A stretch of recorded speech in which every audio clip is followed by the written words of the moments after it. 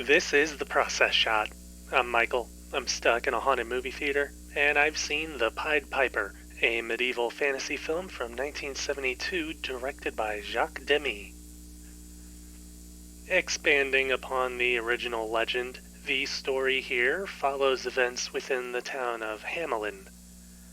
Visited upon by a ragtag group of traveling actors, which includes the Pied Piper, ahead of an arranged marriage between the mayor's daughter and a baron's much older son.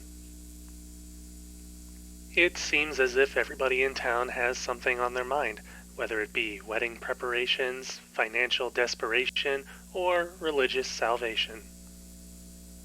And yet, going ignored by almost everybody, save for a local medicine man and his assistant, is the threat of the Black Plague, which they understand is caused by stray rats. Of course, if you know how the legend goes, you already know how the Pied Piper plays into all of this. Again, this adaptation of the story takes the original and builds upon it in its own way, both within the world surrounding the Piper and the thematic substance of the story and character motivations. It ends up being enough that the Piper himself almost becomes like a minor character, at least until near the end, and the rest of the story becomes a deeper allegory of corruption and oppression being destroyed by ignorance and scapegoating others. It also works through these ideas with both humorous and dramatic tones, highlighting the ineptitude of those in power to understand how they're being manipulated by others, while also being able to show how their control can still have harmful effects. The story may be a bit darker than what you might expect for a fairy tale, but there are still a few rays of light that come through, primarily through some fantasy elements and the other characters and their ability to persevere despite the state of things around them.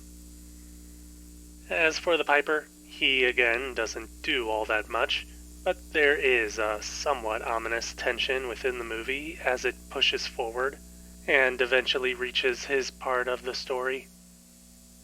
Even so, with his few appearances throughout the film, he does, in a few ways, add a bit of comfort, not only for the viewer, but to others within the story. It isn't much, considering all that occurs, but it at least gives him more to do than to just sit around, I suppose. Whatever the case, it does feel a bit more that the movie was made with its greater thematic and satiric ideas first, with the Piper as more of a way to get people to see the movie in the first place. Maybe. It does make for some neat poster art, though. Anyways, the movie's technical production is very well designed, and rather fully recreates a medieval town, with a very sprawling environment that feels larger than it likely actually is, with a good attention to visual detail and framing. It gives the whole story an air of realism and immersiveness, with costumes and makeup that only further tie everything together in this manner. It's not too surprising, given Jacques Demy's other fairy tale film, Donkey Skin, which also faithfully recreated medieval society. Unlike that film, which revels in fantasy elements, special effects, and a few anachronisms, this movie remains more down-to-earth, sticking with the characters and the greater satirical presentation, rather than letting imagination take hold.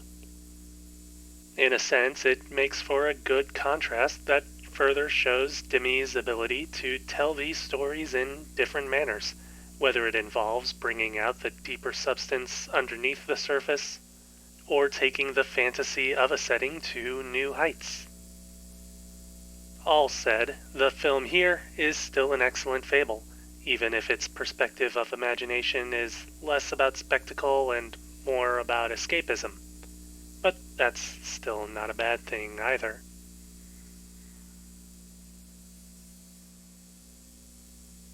The Pied Piper, Jacques Demy, 1972. 3.5 stars. I'd recommend giving it a watch. Donkey Skin wouldn't be a bad double feature at all.